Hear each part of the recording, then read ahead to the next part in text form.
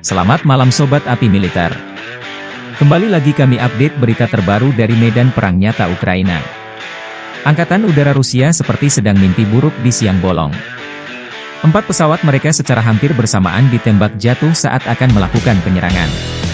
Sementara di Ukraina sendiri sebuah ledakan dahsyat kembali mengguncang sebuah bangunan seperti beberapa hari lalu. Meski informasinya sangat terbatas dan kemungkinan bisa berubah.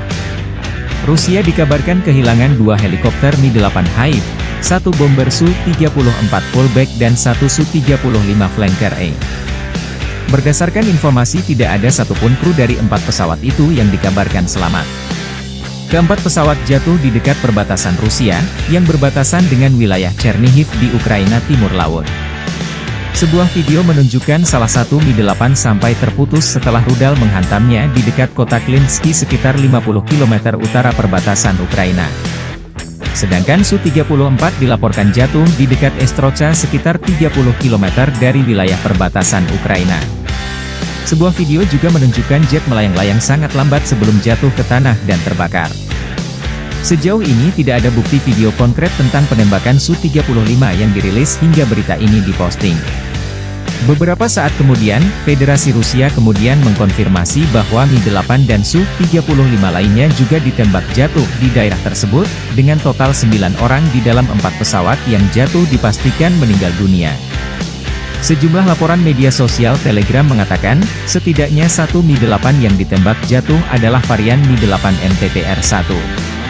Ini adalah varian peperangan elektronik yang sangat langka. Rusia disebut hanya memiliki sekitar 20 unit helikopter jenis ini. Surat kabar Rusia Komersan melaporkan saat penembakan Su-34 sedang bersiap untuk menyerang Chernihiv dengan perlindungan Su-35 sementara helikopter Mi-8 MTR-1 digunakan untuk menekan Mi-8 sudah disiapkan untuk evakuasi jika pesawat gagal dan ditembak oleh lawan.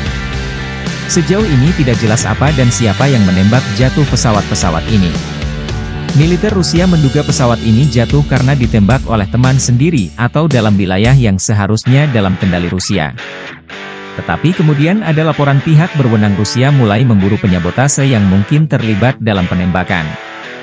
Kemungkinan mereka adalah militan atau pasukan khusus Rusia atau Ukraina yang dipersenjatai dengan sistem pertahanan udara portabel. Tetapi juga ada kemungkinan pasukan Ukraina yang menembak jatuh tetapi kemungkinan itu tetap ada. Ukraina telah menerima sistem yang lebih canggih dari Barat termasuk Patriot, IRS, Storm Shadow dan lain-lain. Namun menggunakan sistem ini untuk melawan pesawat Rusia di wilayah udara Rusia dapat membahayakan hubungan dengan negara penyumbangnya. Mengingat Ukraina sudah berjanji hanya berperang di wilayah sendiri tapi jika semua laporan tersebut terkonfirmasi maka, berdasarkan bukti visual yang dikumpulkan pemantau ORIK, Rusia hingga saat ini telah kehilangan 3 Su-35 dan 21 Su-34 sementara 19 Mi-8 berbagai varian juga telah hilang dalam pertempuran. Sekali lagi itu adalah data berdasarkan bukti foto. Sementara itu sebuah ledakan dahsyat terjadi di sebuah situs dekat kota Ukraina. Kementerian Pertahanan Rusia mengatakan pihaknya telah menghancurkan depot amunisi di kota tersebut.